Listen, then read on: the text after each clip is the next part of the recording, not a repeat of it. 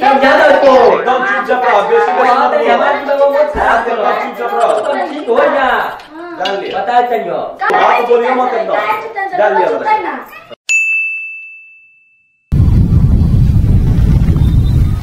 का हो का करत तारा खेतवा में का हो भाई का होता है मर्दे? ये देखो ना इतना बोनरी हो गइल बा उहे उखाड़ा तनी चला अब ओई में इतना सरसों हो गइल बा गेहूं के तरी होई तारो देही के चैन नहीं खे एक बिहान से देखा तनी कि तू यही में खटा तारा। ये तो का करबो बड़ा बोनरी हो गइल बा अरे बतारो दोस्त नहीं खे अरे बारे जने तो घर ही रहत रहन आ तू मर्द तारा के बुद्धू बनौले रहत रहन ए मर्दे अब घर में रहलन हो कहीं निकले रोकले ना कोनो काम धाम ना करे ना।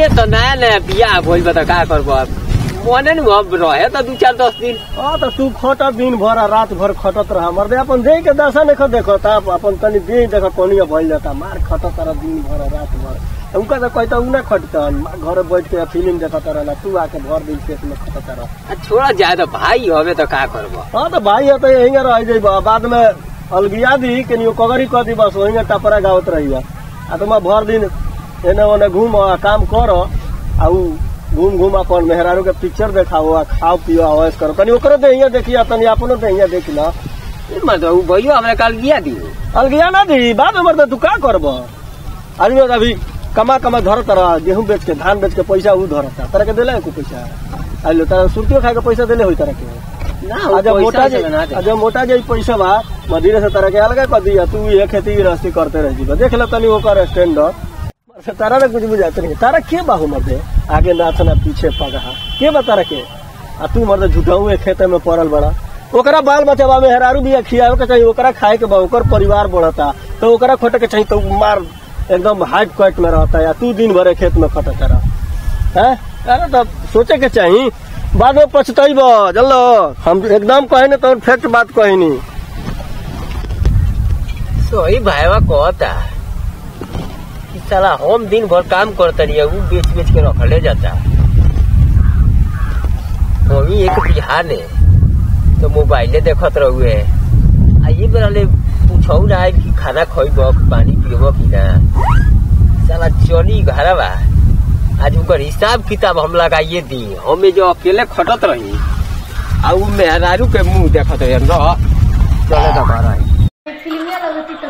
ठीक तो बा ना ये ठीक नहीं लगा बाप वाली बेटा पिया के कॉमेडी लागल बा बढ़िया तो बा ना अच्छा फिल्म लगाई अच्छा ठीक बा करा का हटा देतनी तो अरे हाय हटाई ना वो लगाई ना अच्छा ठीक हो भाई तू तो परेशान कर बड़ हो करा तनी हई लगाई तनी हो लगाई अब कलू के तनी कॉमेडी लगा दी ए खाली है जे हौ लगैया काम धाम के कोनो चिंता बाकी जाता है एक कौन काम बा हो कहां काम रहो एक भोरहरिया से खेत में गइल बनी देखा तनी ओ बावेलो मतलब कोनो काम के चिंता बात है ये बच के मेहरान के फिल्म देखावत रह यही जैसा है तो खइबो आज तो भाई तनी मनी काम रहलो हो आज हम का करब तनी मनी सोचनी कि तनी देख ली नया कॉमेडी आयल बाप वालू बेटा पिया के तू तनी देखत रहनी हां तनी मुनी काम रहलो ना एक भोरहरिया से गइल बनी अभी ले काम खत्म ना होई तार जने तनी मुनी काम रहलो ए तमर दे का चिल्लात रहो कौन चीज चिल्लात रहो चिल्लाई ना तरफ जाता है कम से कम पानी लेके चला ज्यादा पहाड़ लग गया होता 10 दिन से ताटो नवैया बार सब हफ्ता के देखा था ठीक बा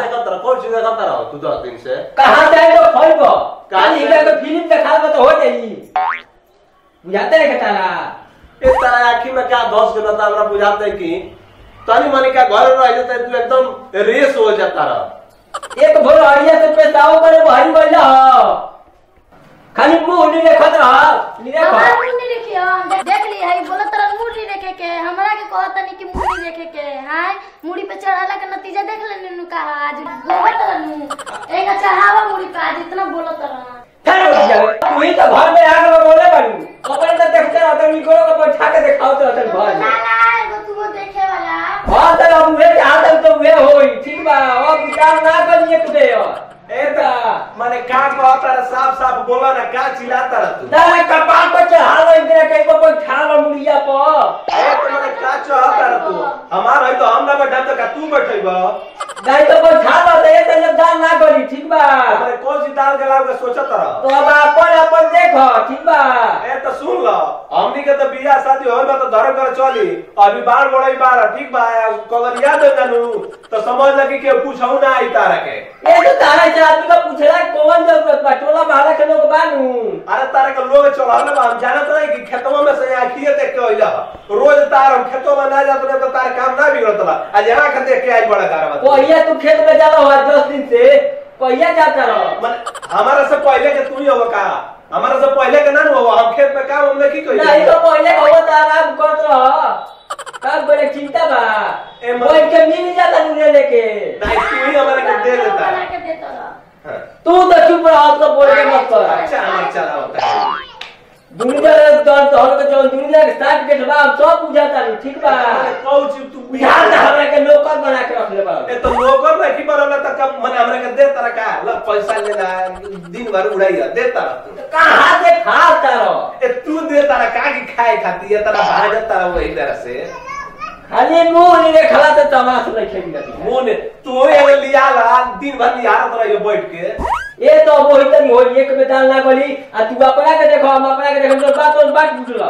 ए तय में बांटे के का तू ही बांट लो ना, कोई जी कमा के धैर्य बड़ा तू याद है कि बांट लो वही तरह से बांट लो जब उरोरा बाटे बाटे के कहत नहीं तो उरोरा बाटे दे, ठीक बा। हम लोग के जाना में घूम नहीं के लगल, हम लोग भी मजदूरी करके खा लेंगे। ना तू ठीक कहत रू। ए तू बांट लो जेने तारा बांटे ना तो ढेर करे गर्मी में तुम करे पद हुए बांट ले। हम काहे के बात ये तो जल्दी चली ना तू ये चाहत रहूंगा। हमर चल तो मैंने तू क्या चाहता रहो ना तू चुप रह, तो ये बतियाओ ना, तू ही बतिया। ए हम बतियाओ तो नहीं तू चुप रहो, दहर तरीका करल ई त ये चाहत है कि हम के अलग रही तो दुनिया आराम से जीवली। पहिले तो रखले पड़ो तो का अच्छी बा। ए तो सुनो तू अकेले बड़ा नु कमाओ मा के तू धो लिया तारा सामान्य देखी नु जा आ जेने बांटे के बाद तू कहो ओने से बांट दे। ए बात हमारे का बांटे के बा हो, तू को हम तू बांट तो जो देवे पकड़ दे दो अपना के और ना तू छोट भाई हो ठीक बा, तू जौना तरीका से कह दू चार आदमी के बुला के कह बात दी, बाद में लोगो कही गौवा सनु कि का कहला कि ई बड़का भाई बा बेईमानी करसियो हे न करसिया। आ ई सुन लो तू हई अपना मन से नहीं खबोला, ई बात जौन आज के भइल बा ई तू नहीं खबोला, ई दोसर के हो जाके खेतवा में तार कान भरले बा तब तू है जुगिया आइल बड़ा अपना मन से नहीं खाई। हां काहे ना कहब, हम निमन बात कोई देरी त कान हमर लोग भरले बा। दिन भर घर में कोई छड़ अब सुतर अब फिल्म देख के कुछ ना कहे ठीक बा, तब ठीक बा। देखो आज जब छोड़ दे जानू तो तार सगरी दशा लाग जाई। ए हमारे अभियो दासा लागले बा, छोड़ दे तबो दासा लागले त का चिंता करता रहा। तो हमार टिकट छोड़ा लेके के चाटत रह। तू देख अब फालतू मत बोलो, का फालतू बोलो ना तो एकदम बिगाड़ हो जाए। काहे ना तू खेत में गइल हो, एक तो देना गइल हो, बंदा चाटत रहे। हम ना जाए तारा बाटे के बाद तू बांट लो। हां तो बोला कि लिया और तो छोट भाई होगा तारा जेने लेवे के लेला कि लोग ही ना कहो कि बड़का भाई बेईमानी कइले बा, ई समझ लो। तू जा 5 आदमी के बुला के लियाओ आ जेने मर्जी होइनु ओने तू बांट लियो जा। हां ठीक बा, जाता हम ही बोलावे जाता नहीं। हां जा रखला इनके कपार से तू ली जाके कपार पे रख दियो। जा ओइ मत जा, तू मत बोला, ज्यादा मत बोला जा। हिकरा को आता नहीं समझा दे, हिकरा ने तो हो जाए। तू ना समझिए तारा जो करे के तुम कर, हम ना समझिए। बहुत मतिया खराब है। बेसी मत बोलो, चल नहीं ऐसे चल लो, चल नहीं ऐसे एकदम बेसी मत बोलो। चल तो जा दबा लिया जा और लिया के जा। अब हो बैठो हमनी के देखा जा घरे बुझा तक कमाई के मोबाइल हो गए देखा जा हमनी के तारा जो बिगाड़े मत तुम देखो जा जगह के बोला के दियो ओकर करी जा। नमस्ते, हमार नाम है सोना सुमन। जगरी वीडियो और लोग अच्छा लगल तो सब्सक्राइब करी और बहुत सारा प्यार दी। नमस्ते। देखिए भैया हम शशिकांत कुशवाहा रहुआ भोजपुरिया भैया के हम प्रणाम करते हैं। ये वीडियो कैसा लागल, अगर पसंद आल होखे तो कमेंट के जरिए हमनी के सुझाव दी। हमनी के चैनल बाप आलू बेटा प्याज बा तो लाइक करे के बाद, सब्सक्राइब करे के बाद, कमेंट करे के बाद आ देखी केहू के चढ़ावला बढ़ावला में आई ना। देखनी है कि भाई हमारे खेत में काम करता रहे, मान ली कि भाई एक जना गए फोड़ दिला, मान ली कि नया नया बिया हुआ तो थोड़ा पत्नी से लगाव रहेला 1-1.5 महीना तक, ओकर बाद से धीरे धीरे कम हो जाला, ये से घबराए के ना चाहिए। हाँ भाई प्रणाम। लगाव रहेला इनकरा ढेर लगाव रहेला, पेटवा जल मारू यो भीतर चली कुछ दिन में, ठीक बा। बात सही बा कि फोड़ देला आदमी तो थोड़ा तो ओकर असर पड़बे करला, एक के चलते झगड़ा हो गइल। लेकिन हमार भौजाई तो बहुत सुंदर है, बहुत प्यार कर ली, इससे कुछ कहब ना भौजी। चलो कल साजगन पराठा बोले तनी खा ले। तू ही